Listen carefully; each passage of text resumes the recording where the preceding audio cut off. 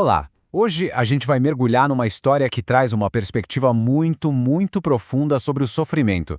E olha, a ideia aqui não é achar respostas fáceis, sabe? É bem mais sobre explorar o poder que tem a simples presença de alguém em meio à dor. Para a gente começar, a fonte que estamos analisando traz uma imagem bem forte. Pensa só, um homem que acabou de perder a esposa. Um vizinho fica sabendo e vai até a casa dele. Mas ele não leva flores, não dá um livro sobre luto, nem faz um sermão. Nada disso. Ele simplesmente entra, senta no chão, do lado do amigo e chora com ele, em silêncio, por 1 hora. Depois, só levanta e vai embora. Anos mais tarde, pensando naquele dia, o viúvo disse que aquele gesto foi o que ele mais precisou, que aquele homem carregou um pedaço do fardo dele. De todos os conselhos, de todos os gestos, o que ficou marcado foi a presença silenciosa de alguém que topou compartilhar a dor. E essa é a ideia central que vai guiar a nossa conversa hoje. Com essa imagem em mente, vamos agora viajar uns 2000 anos no tempo. A gente vai para uma outra história lá no livro de João, capítulo 11. Esse vai ser o nosso estudo de caso para tentar entender como Jesus lida com o sofrimento humano. O cenário é de um luto pesado, sabe? Maria está em casa completamente paralisada pela dor de ter perdido o irmão Lázaro. Em volta dela tem um monte de amigos e vizinhos tentando consolar, como era o costume da época. E é bem no meio disso tudo que Jesus chega, dias depois que o amigo já tinha morrido. Dá para sentir o peso no ar, a perda é simplesmente esmagadora. E quando Maria finalmente vai encontrar Jesus, as primeiras palavras que saem da boca dela são uma mistura de dor e de uma pergunta que estava ali entalada. É uma frase cheia de mágoa, claro, mas também de uma fé gigantesca no poder que ela acreditava que ele tinha. E aqui a fonte faz uma observação fascinante. A irmã da Maria, a Marta, tinha dito exatamente a mesma coisa para Jesus um pouco antes. Só que a postura dela foi outra. Marta falou de pé, num diálogo. Já a Maria, ela diz as mesmas palavras, mas prostrada aos pés de Jesus. Ou seja, ela questiona sim, mas de um lugar de adoração, de humildade. Ela está entregando a dúvida e a dor dela ali.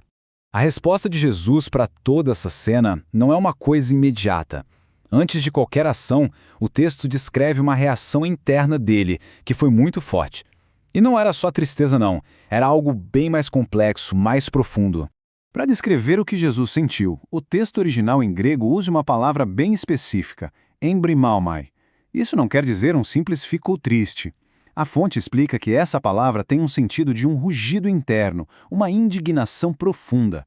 Jesus não está só triste pela perda do amigo, ele está furioso com a própria morte, com a dor que ela impõe ao mundo. E então, no meio dessa turbulência toda por dentro, Jesus faz uma pergunta. Uma pergunta bem simples, bem humana. Ele, que segundo a fé cristã sabe de tudo, pergunta onde enterraram o Lázaro. E esse ponto é crucial. A fonte diz que essa pergunta é uma demonstração poderosa da humanidade dele. Ele escolhe não usar seu conhecimento divino, mas se colocar na posição de um ser humano que precisa de ajuda, que precisa que alguém mostre o caminho até o lugar da dor. Ele vive plenamente a experiência humana. E isso tudo nos leva ao clímax da resposta humana dele. Antes de qualquer milagre, de qualquer demonstração de poder divino, Jesus oferece a resposta mais empática e vulnerável que se pode imaginar.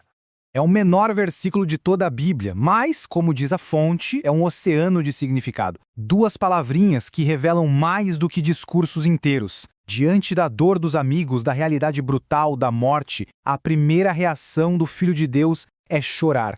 Mas por que ele chorou se ele sabia que ia ressuscitar Lázaro em minutos? A fonte argumenta que o choro não foi por falta de esperança, foi um ato de pura compaixão. Ele chorou porque Maria estava chorando. Ele entrou na dor dela. E ao fazer isso, ele validou o sentimento deles. Ele mostrou que o luto é real, é legítimo. As lágrimas deles se tornam uma janela para a gente ver como Deus se sente diante do nosso sofrimento. Bom, como era de se esperar, essa demonstração pública de emoção causou reações diferentes na multidão que estava ali observando tudo. E essas reações mostram 2 maneiras bem distintas de enxergar o amor e o poder. De um lado, tinha a turma que observava. Eles viram as lágrimas e pensaram, nossa, vejam como ele o amava. Para eles, as lágrimas eram a prova do amor. Do outro lado, tinha os críticos. Eles questionaram a lógica da coisa. Se ele tinha tanto poder, por que não evitou a morte em primeiro lugar? Para eles, o poder de verdade teria evitado o sofrimento. E aqui está a tese central de toda essa análise. A resposta para a pergunta dos críticos está justamente na ação de Jesus. O amor verdadeiro, segundo essa interpretação, não se prova evitando toda a dor, mas entrando nela. É a presença solidária que carrega um pedaço do fardo, exatamente como aquele amigo que sentou no chão e chorou junto. Então, o que a gente pode tirar disso tudo? A fonte resume em 4 pontos bem práticos.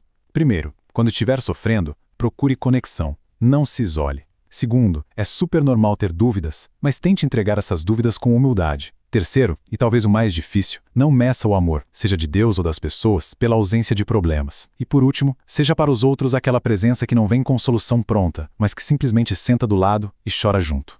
Isso nos deixa com uma pergunta para refletir, né? Num mundo que vive buscando consertos rápidos, soluções para ontem, talvez a maior força que a gente pode oferecer e receber seja algo muito mais simples e muito mais humano. A coragem de simplesmente estar presente e sentir a dor junto com o outro.